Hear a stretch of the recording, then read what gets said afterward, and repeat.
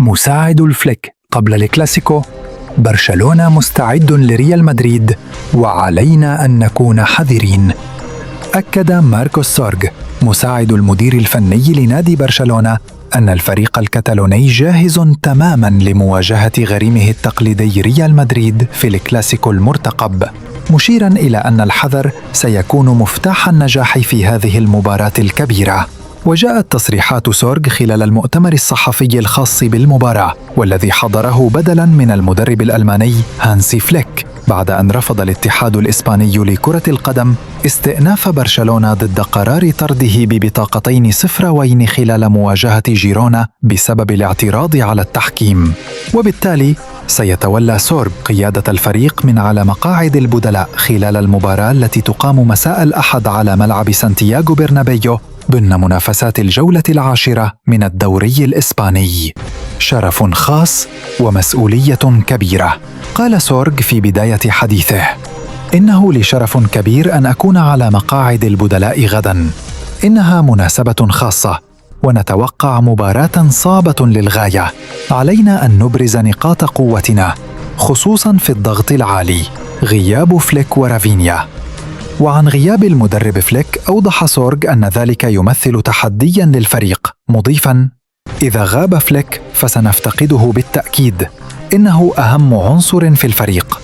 هذا عيب، لكنه أمر يحدث، كما هو الحال مع اللاعبين، وعلينا التعامل مع الوضع بأفضل شكل ممكن. كما تحدث عن غياب البرازيلي رافينيا بسبب الإصابة، قائلاً: أي فريق يرغب في ضم رافينيا؟ لكنه مصاب حالياً. سنرى إن كان فيران توريس سيبدأ أساسياً، وسنقرر غداً. يامال وكوندي في الصورة. أشاد مساعد فليك بالموهبة الشابة لامين يامال، مؤكداً أنه مستعد للتألق في مثل هذه المباريات الكبيرة، حيث قال: لامين لاعب من الطراز الرفيع، وهذا اللقاء سيكون حافزاً كبيراً له. نأمل أن يظهر بأفضل مستوياته غداً. كما طمأن الجماهير بشأن حالة المدافع جول كوندي، تدرب بشكل جيد، وسنرى بعد الحصة التدريبية الأخيرة إن كان جاهزاً للعب. لدينا فكرة واضحة عن المباراة.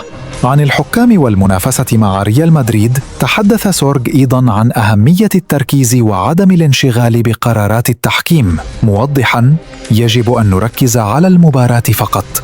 الجميع يخطئ، لذلك من الأفضل أن نركز على ما يمكننا فعله بدل ما لا يمكننا التحكم فيه.